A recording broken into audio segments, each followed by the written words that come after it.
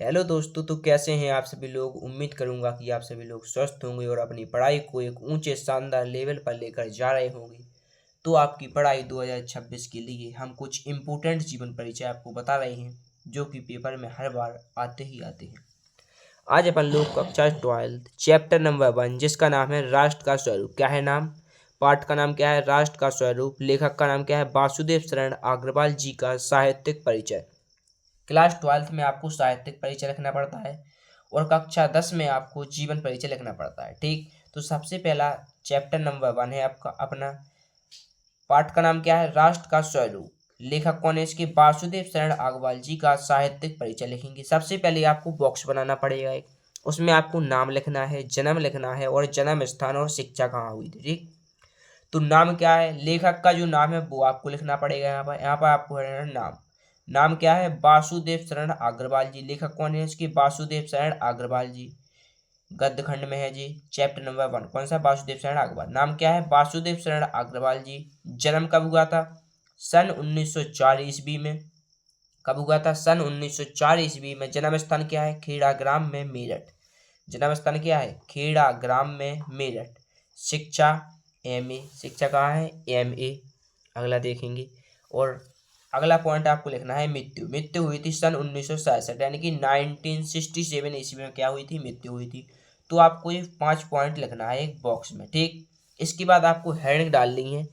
Heading क्या डालनी है आपको? हेडिंग आपको डालनी है जीवन परिचय। क्या डालनी है हेडिंग? हेडिंग आपको डालनी है क्या? जीवन परिचय। ठीक, तो जीवन परिचय में क्या लिखना है?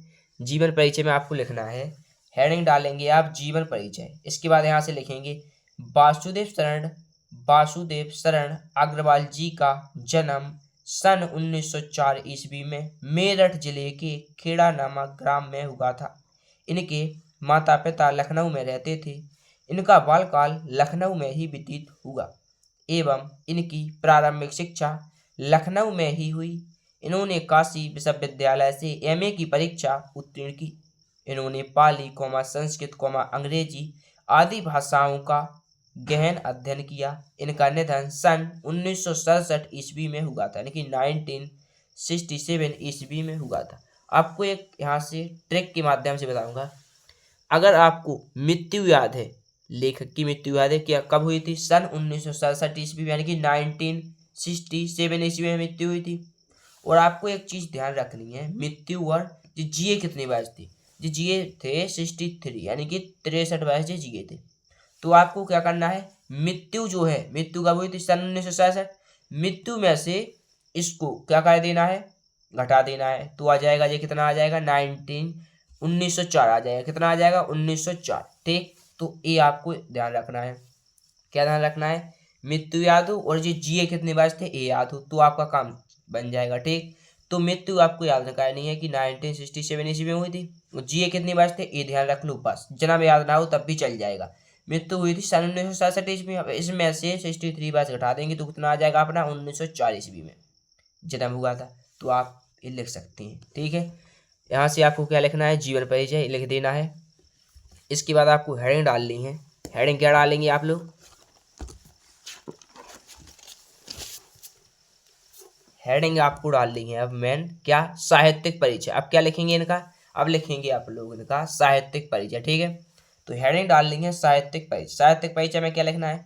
अग्रवाल जी ने मुख्य रूप से पुरातत्व को अपना विषय बनाया था और अपनी रचनाओं में संस्कृति एवं प्राचीन भारतीय इतिहास का रूप प्रस्तुत किया। वासुदेव शरण अग्रवाल जी ने साहित्य के क्षेत्र में बहुत योगदान दिया। ये निबंधकार और संपादक के रूप में प्रसिद्ध हैं। इसके बाद आपको हेडिंग डालनी है प्रमुख रचनाएं। इनकी रचनाएं क्या क्या है प्रमुख? तो यहाँ पे हेडिंग डालनी है आपको प्रमुख रचनाएं। इनकी पहली रचना है भारत की एकता, माता भूमि, कल्प वृक्ष, कला और संस्कृति, वाग्धारा, पृथ्वीपुत्र आदि। ये इनकी क्या है? रचनाएं।